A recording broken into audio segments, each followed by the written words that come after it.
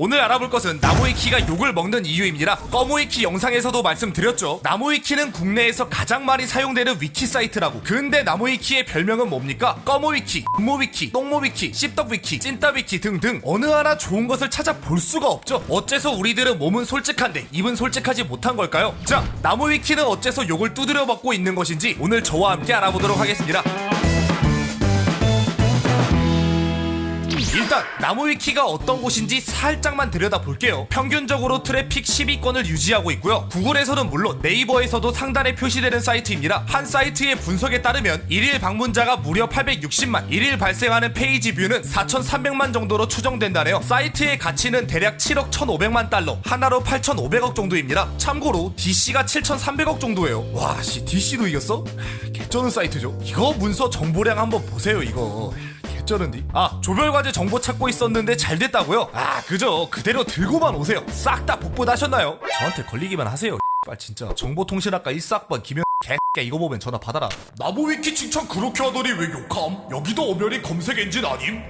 글쎄요. 나무위키를 역사로 비유하자면 정사보다는 야사에 대한 정보를 주로 다루는 곳입니다. 단어의 정의나 현상을 설명하기보다는 관련된 여담, 사건, 사고 등 곁다리 이야기를 메인으로 다룬다는 거죠. 애초에 나무위키도 메인에서부터 백과사전이 아니라고 못을 박아두기도 했습니다. 때문에 학술적인 정보보다는 비교적 가볍고 위키로 관심사 중심의 정보들이 더 많고 더 정확합니다. 쉽게 말하자면 진화론보다는 EV 진화 조건을 검색하는 곳이야 이게. 실제로 많은 이들이 서브컬처의 정보는 나무위키에서 많이들 얻어가지만 학술 정보만큼은 믿고 걸러버리죠. 자, 여기까지 나무위키가 욕을 먹는 이유에 대해서 알아보았습니다. 또 보죠. 죄송합니다. 이것 때문에 나무위키가 욕을 먹는 게 아닙니다. 아니, 정확하게 말하자면 이것 때문에만 욕을 먹는 게 아닌 거죠. 그 기저에는 좀 더 본능적인 혐오감이 숨어 있습니다. 빌드업을 위해서 현재의 나무위키가 있기까지의 과정부터 간단하게 보고 갑시다 우리. 기동전사 건담 알죠? 모르신다고요? 에잉, 요즘 것들은 건담도 모르고. 일본의 거대 로봇물 건담에는 엔젤 하이로라는 전함이 나옵니다. 이 이름을 그대로 따서 엔젤 하이로라는 건담 팬사이트가 만들어졌죠. 이 커뮤니티의 유저들은 건담 및 서브컬처 관련 정보를 모으기 위해 위키를 개설합니다. 엔젤 하이로 위키, 약칭 에나위키였죠. 근데 이 위키가 입소문을 타고 점점 성장을 거듭하다 보니까 엔젤 하이로보다도 많은 트래픽이 몰리게 됩니다. 때문에 에나위키는 따로 떨어져 나오게 되었고 곧 리그베다 위키라는 이름으로 개명을 하죠. 이후 잘 나가던 리그베다 위키는 운영자의 병크로 인해 몰락하게 됩니다. 이건 너무 복잡한 얘기니까 패스. 아무튼 몰락함과 동시에 이를 계승하려는 여러 위키가 생겨나며 춘추 전국시대가 도래합니다. 이 싸움에서 살아남은 위키가 바로 나무위키죠. 탄생 과정을 보면 알 수 있듯 근본 자체가 서브컬처에 깊이 뿌리를 내리고 있습니다. 때문에 당연히 서브컬처와 관련된 문서가 많았고 일반 문서에서도 서브컬처 관련 내용이 많이 섞여 있었습니다. 딱 이런 특징 때문에 나무위키를 씹덕 위키라고 까고 나죠. 하지만 이때는 나무위키도 그리고 그 이전의 리그베다 위키도 지금처럼까지는 욕을 두드려 먹진 않았습니다. 왜냐? 사람들이 잘 모르니까요. 아니 뭘 일단 알아야 칭찬을 하든 욕을 하든 할 거 아니야. 모르는데 어떻게 욕을 해요? 근데 지금은 어떻습니까? 구글이든 네이버든 나무위키가 상단에 표시된다 했죠? 이게 트래픽이 많이 몰린다는 증거거든요. 보세요. 제가 2,300달러일 때는 구글의 아이템의 인벤토리를 쳐봤자 이런 것들밖에 안 나왔습니다. 근데 지금은 제 채널에 트래픽이 많이 몰리기 때문에 검색을 하면 이렇게 제 채널이 최상단에 표시되죠. 즉 현재의 나무위키는 과거에 비해 위상이 달라졌다는 겁니다. 어째서 이렇게 유명해진 걸까요? 나무위키는 15년 4월에 개설됐습니다. 그리고 얼마 지나지 않은 15년 5월 인터넷은 물론 대한민국 전체를 흔든 이슈가 점화되었죠. 그게 무엇이냐? 바로 젠더 갈등입니다. 5월 6일을 기점으로 여성시대 카페의 여론조작 사태가 전개되었고요. 5월 29일에는 메갈리아의 전신인 메르스 갤러리가 개설되었습니다. 나무위키가 사건 사고에 대한 맥락을 정리하는 건 다들 아시죠? 때문에 이 이슈들은 나무위키에서 실시간으로 업데이트되었습니다. 하지만 이 과정에서 사건을 정리하고자 하는 위키러들과 이를 방해하며 반달을 가하는 유저들 간의 팽팽한 공성전이 벌어졌죠. 관련 문서의 수정 횟수가 3,700번이 넘어갈 정도면 말 다 한 거지 뭐. 이게 당시 국내 인터넷에서 가장 핫한 이슈였던 거 기억나시죠? 때문에 모든 커뮤니티의 시선이 나무위키로 쏠리게 되었습니다. 이 과정에서 트래픽이 급증하여 떡상에 기틀이 닦인 거죠. 그 이후로도 거듭 성장을 하며 지금과 같은 위상을 얻게 된 거고요. 하지만 세상만사 세옹지마라고들 합니다. 급격한 인지도 상승 뒤에 부작용이 동반되었죠. 그게 뭐냐? 나무위키에 기술된 여러 오덕 문서와 내용 내용들이 만천하에 드러난 것입니다. 이게 잘못한 거란 건 아닌데 뭐랄까? 비유를 하자면 집방구석에서 조용히 덕질 중이었는데 정신 차려보니 월드컵 경기장 한가운데인 셈이죠. 예전과 달리 오타쿠가 아닌 일반인들이 찾아오다 보니 나무위키 특유의 분위기, 특히 오덕스러운 분위기가 많은 이들에게 괴리를 안겨주었습니다. 이것이 나무위키가 까이는 이유의 토양인 셈이죠.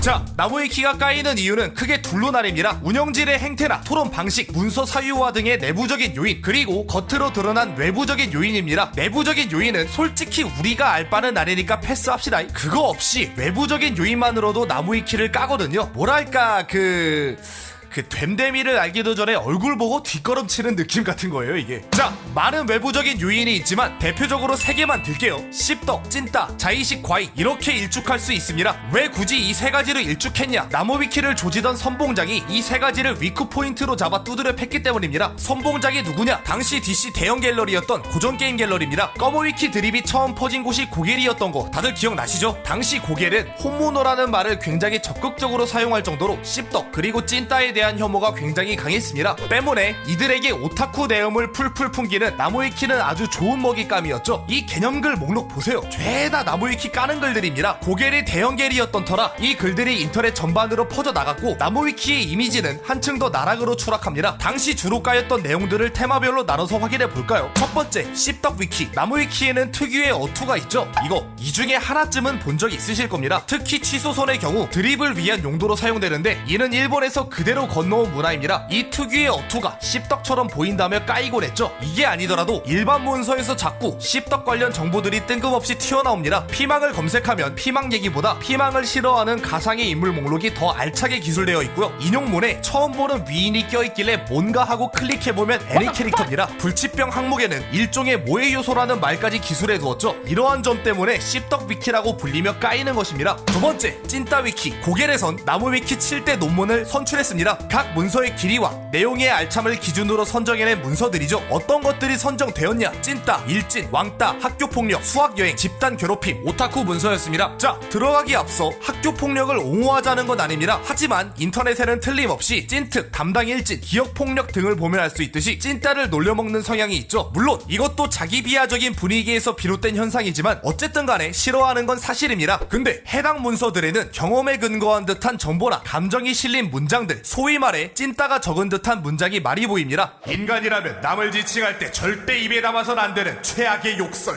참고로 필자는 당사자는 아니다. 괜한 오해 말도록. 이 캡처본들이 퍼지며 나무위키는 찐따들의 화풀이 공간, 찐따들의 대나무 숲 정도로 비춰지게 되며 찐따위키라는 멸칭을 얻었습니다. 물론 현재는 다 수정되고 나무위키도 이를 흑역사라고 서술해 두었지만요. 세 번째, 자의식 과잉. 자, 이건 나무위키 문서의 옛 버전들입니다. 신지식의 성지, 전세계 위키 역사의 당당한 축이 되는 위키. 당신도 나무위키를 구성하는 지성의 전사가 되는 것이다.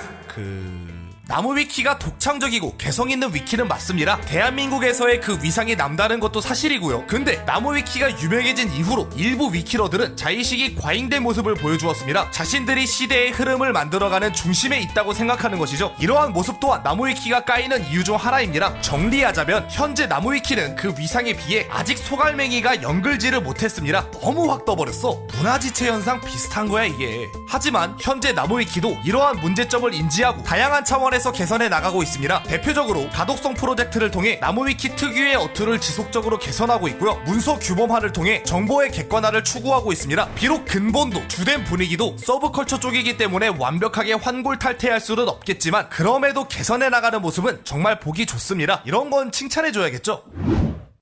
자, 여기까지 나무위키가 욕먹는 이유에 대해서 알아보았습니다. 이제 와서 이런 말을 하는 것도 웃기겠지만 저는 나무위키를 좋아하는 편입니다. 막말로 양자역학과 한지우의 인성왜곡 논란을 동시에 찾을 수 있는 위키가 또 어디 있겠어요. 지속적인 개성과 자정작용이 이어진다면 언젠가는 그들이 말하던 신지식의 성지가 될 수 있지 않을까요?